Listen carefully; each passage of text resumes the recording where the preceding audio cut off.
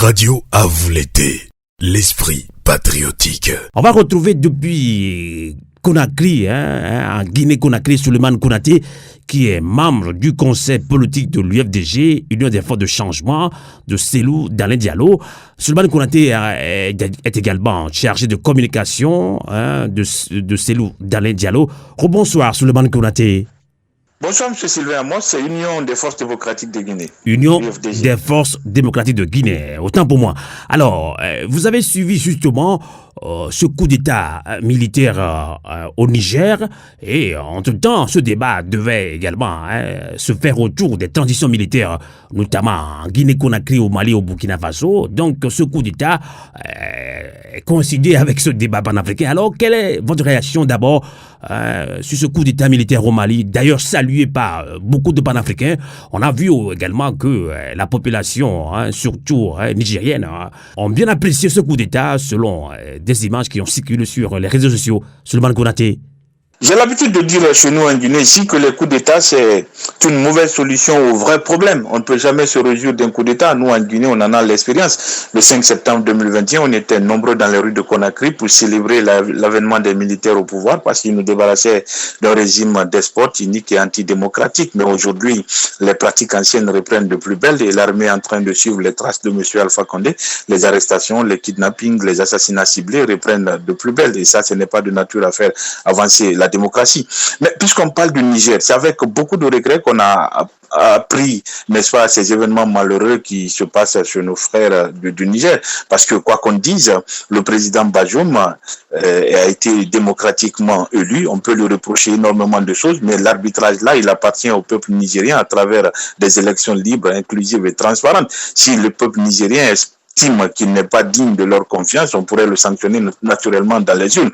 Aujourd'hui, les militaires créent énormément de problèmes. Quelqu'un disait tout à l'heure que les institutions militaires restent les mieux organisées. Je dis d'accord, mais après, l'usage excessif, n'est-ce pas, de la force pour prendre le pouvoir, c'est une rupture que ça crée et ça crée énormément de tensions et de situations difficiles.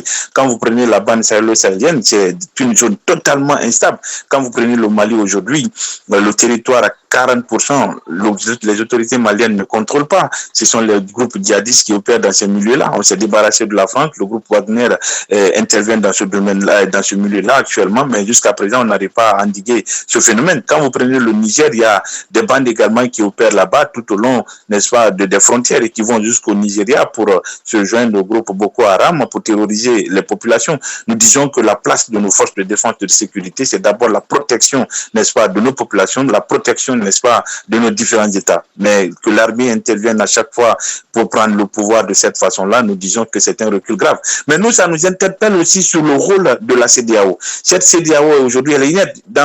Il y a 3 mois de cela, je signais une tribune dans la presse africaine que j'ai intitulée « Crise multiforme et défis, l'inertie de la CEDEAO face aux dérives arbitraires qui menacent la sécurité et la démocratie dans la sous-région. » Aujourd'hui, quand vous lisez la charte africaine en matière de démocratie et de bonne gouvernance, quand vous lisez le protocole additionnel de la CEDEAO, il est écrit noir sur blanc que toute prise de pouvoir par la force est un coup d'État. Et toute modification de pouvoir dont le seul objectif est de permettre à un homme de s'éterniser au pouvoir est aussi un coup d'État. Quand vous regardez aujourd'hui les chefs d'État en exercice au niveau de cette institution sous-régionale, vous vous rendez compte que la plupart n'obéissent pas, n'est-ce pas, aux règles et aux principes démocratiques. Monsieur Alassane Ouattara a modifié la constitution sur lui au prix de la vie humaine, il s'est camponné au pouvoir et il a fait ce 3e mandat. Quand vous prenez au Togo, ils sont à leur 3e ou 4e mandat, je ne sais pas trop. Donc c'est pas ces gens-là qui sont des interlocuteurs fiables pour dire aux militaires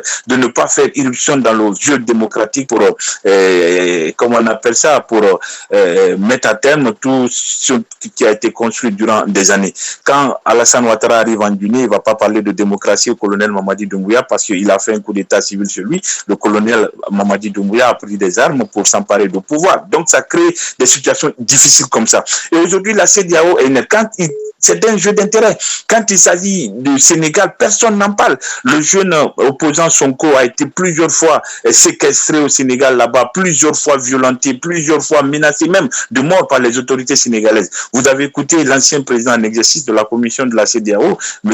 Ambalo, prendre la parole pour dire non, les opposants ils font excès de zèle, donc il faut laisser le pouvoir faire son travail, comme si on ne parle pas de la même démocratie, alors que quand c'est en Guinée, quand c'est ailleurs, ils sont prompts, ils sont dynamiques à pointer, n'est-ce pas, par rapport à ce qui ne marche pas. Nous disons que cette politique de deux poids mesures ne rassure personne et l'institution sous-régionale, malheureusement, n'est pas en train de jouer son rôle. Et si rien n'est fait, les militaires vont prendre le pouvoir un peu partout. Le jeune burkinabé se démarque aujourd'hui. J'ai écouté son discours à l'occasion de la conférence russo-africaine. Je dis que c'est un très bon discours. Il faut arriver à implémenter ça dans nos différents États pour arriver à une CEDEAO non seulement des peuples, mais permettre aussi aux populations de la sous-région de connaître la stabilité, la paix, la quiétude, mais surtout promouvoir, j'allais dire, les principes de démocratie, de liberté et de l'état de droit. Sans quoi, on va tous rester dans cette instabilité et cela n'arrange personne. D'accord. Eh bien, justement, cela n'arrange personne. On va voir si, justement, cette transition militaire fonctionne très bien, que ce soit en Guinée, Conakry, au Mali, au Burkina Faso, maintenant, justement, au Niger. Donc, au Burkina Faso, oui, pour le moment, selon Adama Coulibaly, ils sont satisfaits de la transition militaire dirigée par le capitaine Traoré. Alors, en Guinée-Conakry, les corruptions, les gaspillages et le pillage des ressources publiques et les dérives totalitaristes reprochés justement au président déchu Alpha Condé ont-elles réellement disparu? On vous pose cette question puisque la transition au Mali, au Burkina Faso, en Guinée-Conakry, on se pose beaucoup de questions. Souleymane Konaté, quel est le cas chez vous? Écoutez, sur un bon nombre de choses, rien n'a pratiquement bougé en Guinée. Quelqu'un disait tout à l'heure que les militaires gouvernent mieux, mais nous en Guinée, on va vous dire Lansana Conté, il a passé 24 ans au pouvoir, le pays n'a pas bougé. Les Ivoiriens vous diront Robert Gueye, qu'est-ce qui a véritablement changé? Ce n'est pas ça le problème. Quand on arrive au pouvoir, il faut avoir un projet de société, il faut avoir une doctrine, il faut avoir, comment on appelle ça, des méthodes de gouvernance, ce qui va vous permettre, n'est-ce pas, de séduire votre population et de travailler pour cette même population. Nous en Guinée, je rappelais tout à l'heure que le 5 septembre, on était nombreux à sortir dans la rue pour célébrer nos forces de défense et de sécurité qui avaient réussi à nous débarrasser du régime despote de M. Alpha Condé. Mais aujourd'hui, les vieilles pratiques reprennent de plus belle. Je disais tout à l'heure que les arrestations, les assassinats ciblés, l'interdiction systématique des manifestations sur l'espace public restent interdits sous le CNRD, ce qui est une violation grave, non seulement de la charte qu'eux-mêmes ils ont élaborée, on peut oser au Guinée, mais aussi c'est une violation du protocole additionnel de la CEDEAO et tous les textes, n'est-ce pas,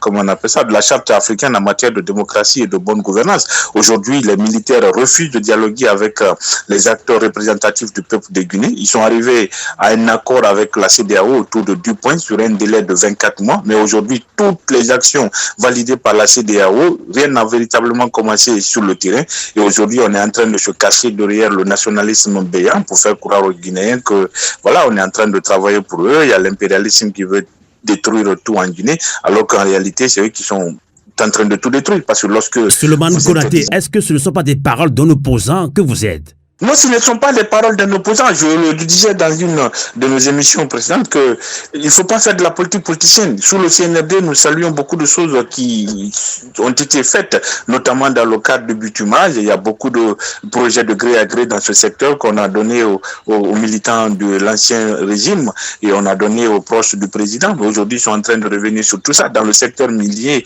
ils sont arrivés à beaucoup de résultats qu'Alpha Condé n'a pas pu faire en 11 ans.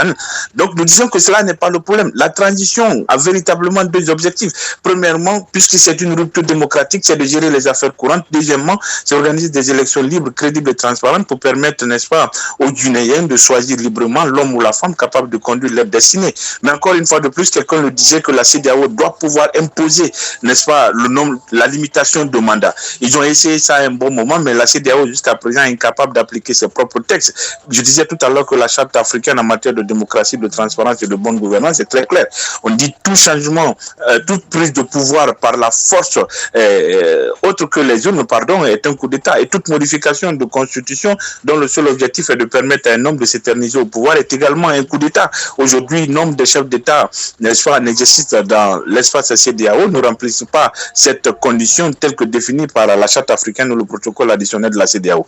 Nous disons que c'est le peuple qui va en pâtir parce qu'aujourd'hui, les militaires ne sont pas en train de comprendre la nécessité de prendre en compte la question sécuritaire. Le Mali, 40% du territoire est occupé par Souleymane Konaté, et devant cette situation, que dit la population guinéenne? Et aujourd'hui, la population guinéenne en a le ras-le-bol. C'est pourquoi partout aujourd'hui sur le territoire national, il y a des manifestations un peu partout. Le colonel Mamadi Doumbouya a sorti l'armée sur l'ensemble du territoire national pour réprimer toute forme de contestation. Aujourd'hui, nous sommes à plus de 86 Guinéens froidement assassinés. Leur seul tort, c'est de dire non à la confiscation de pouvoir et non à la confiscation de nos libertés individuelles et collectives. Beaucoup de leaders de la société civile et des partis politiques sont aujourd'hui en exil. Je prends l'exemple de Founike Menguel, l'exemple de Koundono qui est aujourd'hui en France, et nous autres qui sommes encore en Guinée, il y a rare qui osent prendre la parole parce que tu peux te retrouver les heures qui suivent en prison. Donc on est dans ce climat-là. Nous disons que tout ça c'est de ne pas de nature à pérenniser la paix, la culture sociale, et il faut tenir compte. C'est pourquoi il faut qu'on accepte de travailler les intellectuels de la sous-région pour qu'on arrive très rapidement à une CEDEAO des peuples, sans quoi l'institution telle que c'est aujourd'hui, ça n'arrange personne. Radio à vous l'été. La voix de la résistance africaine.